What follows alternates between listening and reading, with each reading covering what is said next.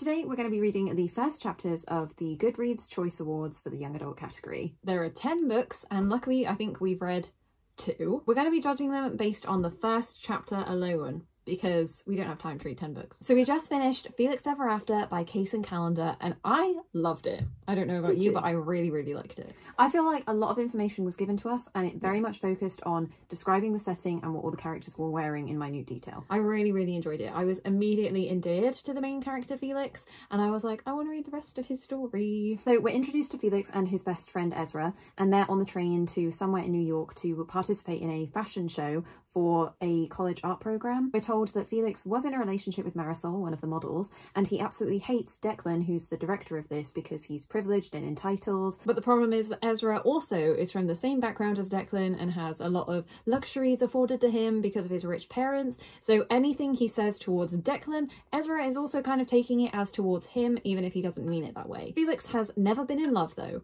so that is the main point of the book, I think, that he's gonna have his first romance. There's also a distinct tone about his worries about being trans. The first chapter ends with Felix and Declan having sort of a little argument. A big argument. A big argument. And Declan ends it by saying that Felix is like a fraud. So I think he's going to be dealing with that for the rest of the book too.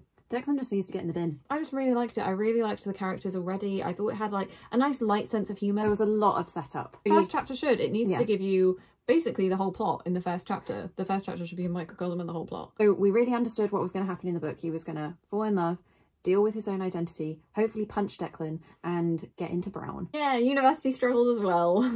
I want to read the rest of this book, so this is going straight on the wish list. And I'm sad that we've started with a really good one, because this is my winner already. Okay, so this one is number 1. This one's number 1, and then on to book 2. So we just read the first chapter of American Royals by Katharine McGee. This is the first book in the series, whereas it's the second book that's up for the nomination. So we ended up reading the whole of the sampler because there are 4 perspectives in this book, so we thought best read each one so we get like a full rounded view of what the plot is going to be. So it's about American royals, and honestly if I wanted to read that I would just go for the selection. The prologue was just horrible, bad, absolutely unnecessary. Cut it. Then the first chapter was from Beatrice, who is heir to the throne of America, and she is having this ball where all of her suitors are going to come and she's going to have to date them all, very Bachelor style. Again, I was like, let me put the selection on because I'd rather read that than this. The next perspective was Nina, whose best friend is Samantha, Beatrice's sister. So it's all nice and tied together. Nina's interesting because she's been Samantha's friend since she was kids, and it seems like at some party last year she did something with Jefferson, Samantha's twin brother, also another spare heir to the throne. She's our normal girl. Yes, our way in. Then the next was Daphne, a girl who was Jefferson's girlfriend, and then they broke up because of this scandal that she saw with Nina, although she doesn't know that it was Nina who he was cheating on her with. She seems the most superfluous. Like, I don't really know what her She's the villain of the story. And then the last perspective is Samantha herself, and she's the party girl princess. So she really does balance out Nina, who's more of this sensible girl, and it seems like Samantha may be going for one of Beatrice's suitors.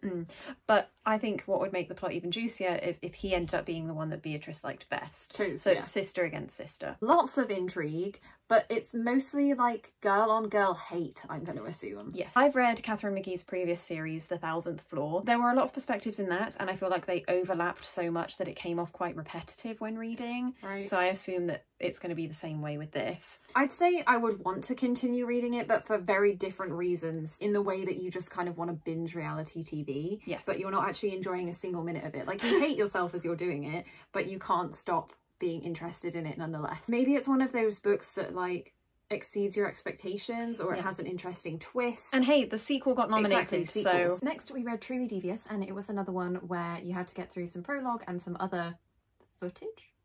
What is other stuff? This is another one where the third book is being nominated. So we read the first chapter from the first book, and it's a mystery. It's about this gifted and talented school, like dark academia vibes, which I guess have become very popular in the last couple of years, so it doesn't surprise me that this series is getting the buzz, even though I've never heard of it before seeing it on Goodreads. In the prologue, we learn how the school was founded, and a little girl is recruited, and she is super clever and interested in mysteries. And in the present day, we have Stevie, who applied for the school and got in, but doesn't really know what is special about her that's warranted her getting into the school. When we were learning about the founding of the school with this young girl, she's hiding in this like bunker-esque location and comes across this man, or I assume person, and then she's killed. So I guess it'll be trying to figure out what happened to her, or like maybe a copycat killing or something like that, because something happens again.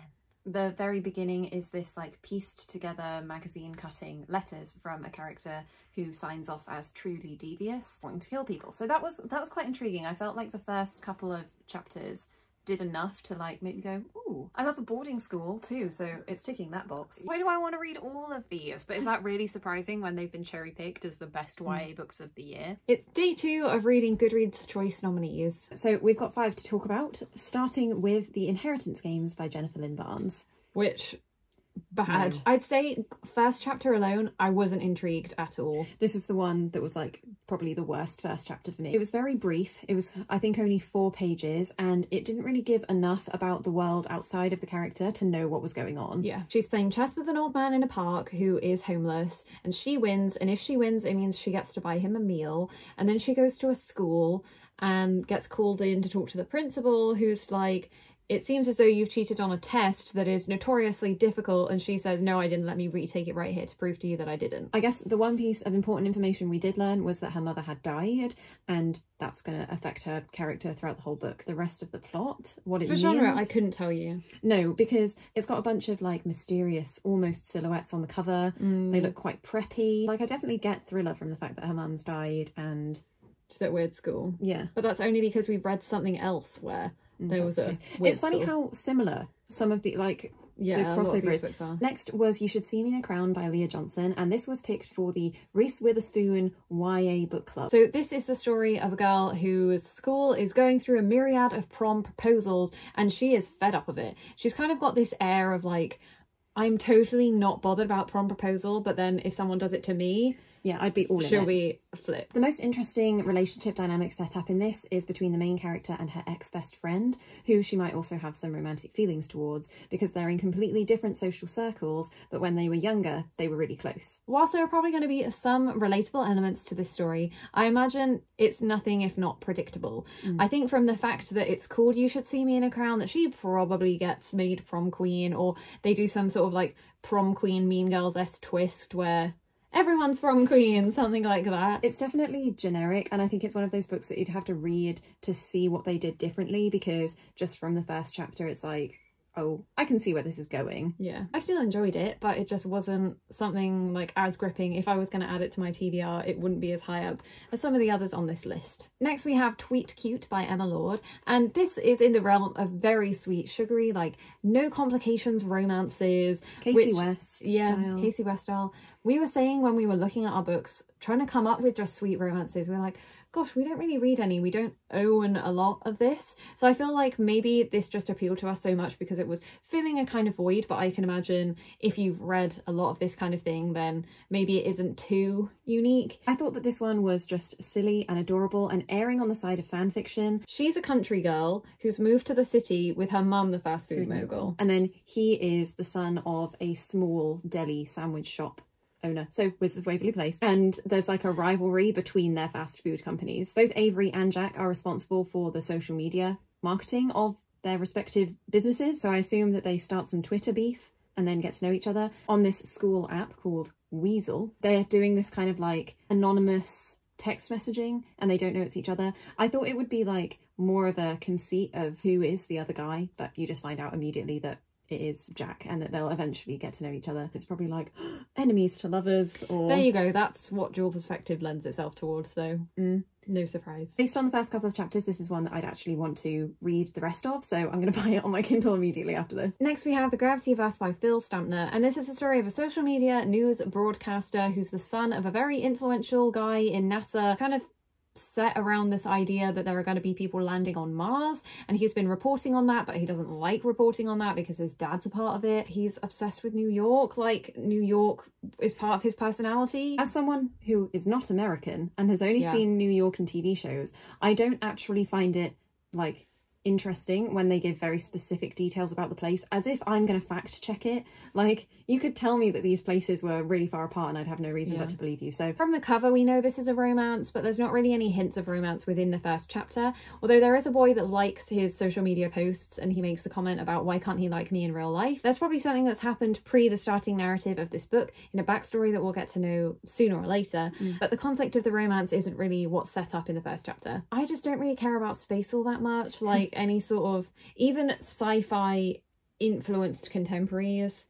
Nah. I feel like unfortunately this just ticks too many of my disinterested boxes, so I wouldn't rate it very highly for my personal interest. Next we have Clap When You Land, which is a verse novel about two girls who don't realise that they're sisters because their dad is hiding his two lives. The father dies in a plane crash in the first chapter and both the girls are disbelieving, but obviously this is when they're going to find out about each other. Because there wasn't so much chapters with this, we just read the whole sample, so you get to know the girls a little bit, and then when they find out their dad has died, and that's the point that they leave you. And I think that was enough intrigue for me to want to read this whole book. I thought that the writing was gorgeous. The first poem of the book is kind of more poem-like, like the most poemy poem, and then the rest of it is more narrative-based, but I was really impressed by the style of it. The thing is, I'm not a huge fan of verse novels, but I'm intrigued enough by the concept of this. The two sisters finding out about each other.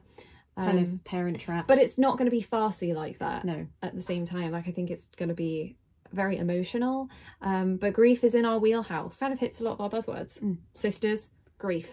There we go. Those are the two. The Venn diagram of our two sits in the middle.